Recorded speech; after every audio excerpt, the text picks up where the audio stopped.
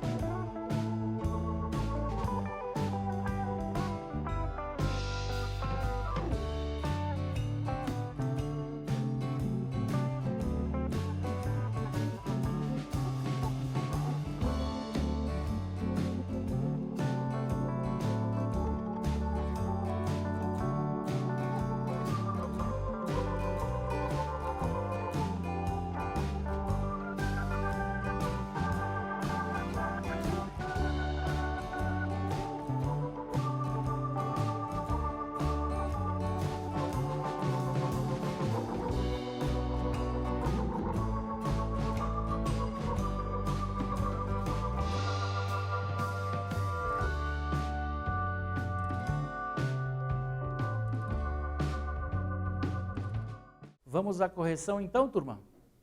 Mas antes da correção, em outras aulas eu falei para vocês que às vezes nós temos aqui uns distratores, nós temos alternativas que levam você a conclusões erradas, né? Que te levam a um lado negro da força, mas não é isso, tá? Nesse caso aqui, todos são metros cúbicos. A unidade de medida é a mesma, então você não pode eliminar por unidade de medida, né? Se a gente tivesse aqui uma unidade de medida diferente, eu poderia eliminar uma questão. Não é o caso. Aqui eu tenho todas as alternativas possíveis. Então eu não poderia sair aqui eliminando. Vamos ver qual é a resposta correta, depois a gente vai para a resolução. Resposta correta, 79,20 metros cúbicos. Antes da gente ir para o problema em si, vamos tentar visualizar, o que é bastante importante, vocês quando se deparam com esses exercícios no Enem, se você não tem lá uma figura, um sólido geométrico expresso no desenho, tente fazer com que isso fique claro para você na sua mente. Se for preciso, risque, faça um rascunho desse desenho, porque você consegue de maneira mais clara a resolução quando você está enxergando, quando você está tirando do abstrato e indo para o concreto. Então aqui é um reservatório, pense num reservatório, dimensões de um tronco, pense no tronco de pirâmide, né, que é uma pirâmide cortada, sem a pontinha dela. Ele tem um lado de 2 metros em cima, um lado de 8 metros embaixo, que é a base maior. Tente visualizar isso para que você possa ir à frente na resolução do exercício. Vai facilitar muito, tá? Vamos lá então à resolução. Então, o quadrado maior, que é o lado da base, lembra que a gente falou que é 8 metros? Então, a área desse quadrado será 8 vezes 8, ou seja, 64 metros quadrados. A área do quadrado menor, gente, por que quadrado? Porque é pirâmide de base quadrangular, é um reservatório quadrangular. Então, a área do quadrado menor, que é a parte de cima do reservatório, 2 metros, 2 vezes 2, 4.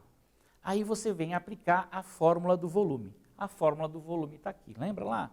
É o teu K sobre 3 vezes a área da base maior somada, mais a raiz quadrada do produto das duas. Lembram disso? Então aqui está.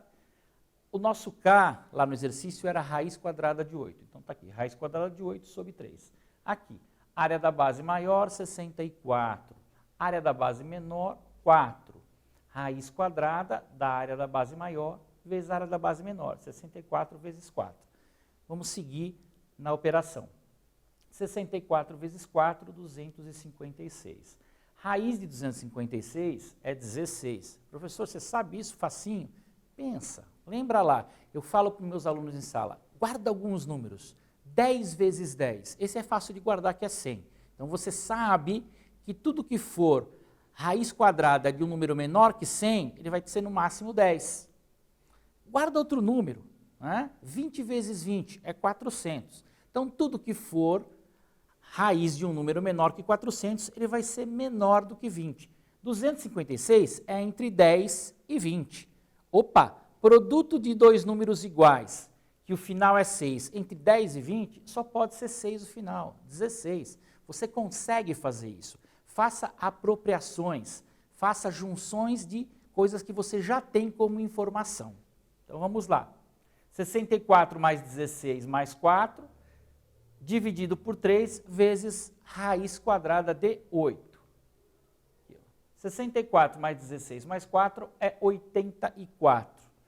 84 vezes raiz de 8 sobre 3, 28 raiz de 8. Professor, por que 28 raiz de 8? Olha aqui, ó, 84 dividido por 3, se você simplificar, né, vai dar 28. 28 raiz de 8. Raiz de 8 aproximadamente vezes o 28 dá 79,20. Aqui são valores aproximados. Nesse exercício, não veio lá, às vezes vem, por isso que eu gosto de dar dica nesse tipo de exercício. Às vezes aqui pode vir depois assim, considere raiz de 8 igual a tanto, ou aproximadamente. Nesse não veio, ele te levou à conclusão. Então ele te levou a ter que fazer o que seria uma raiz de 8. Raiz de 9 é 3, então tem que ser um pouquinho menos de 3. Daqui você já chegaria na resposta. 28 vezes aproximadamente 3, você já chegaria na resposta próxima aqui. Porque a próxima seria 99. Então você nem precisaria ter a precisão desse valor, nem teria essa necessidade. Muito bem. O que vimos nesta aula? Vou um pouquinho à frente que eu preciso conversar um pouco com vocês um outro assunto que eu me lembrei agora. Nessa aula nós vimos o volume de tronco de pirâmide, a segunda parte. Tivemos aí 2 pedaços, um na aula 113 e outro na aula 114. O que vamos ver na próxima aula? A próxima aula, que é 115, nós já vamos entrar em cilindro, tá? Em corpos redondos. Saímos, né, da pirâmide, do tronco de pirâmide, e vamos para corpos redondos. Mas antes de fechar, como é que está o tempo nosso aí ainda? Temos tempo? Então temos tempo. Muito bem. Antes de fechar, eu queria levar para vocês aquilo que eu venho falando sempre no começo da aula, que é a participação ativa de vocês no processo de classe. Terceiro ano, daqui a pouco vocês vão encarar um Enem. Tem um tempo aí para isso. É muito importante que você interaja não só com os seus professores, mas também com os seus colegas. Troquem exercício, troquem conhecimentos, vocês têm as ferramentas em suas mãos. Você hoje consegue acessar o Meet sem necessidade de consumo de dados através do Google Class. Propicie esses momentos de estudo. Converse com o seu professor. Tenho em meu colégio alguns grupos de estudo formados por iniciativa dos alunos. Eu gostaria de levar isso a vocês. Juntem-se, organizem-se para que vocês tenham mais força lá no Enem. Bom, eu aguardo vocês na próxima aula, na aula de número 115. Até lá e bons estudos.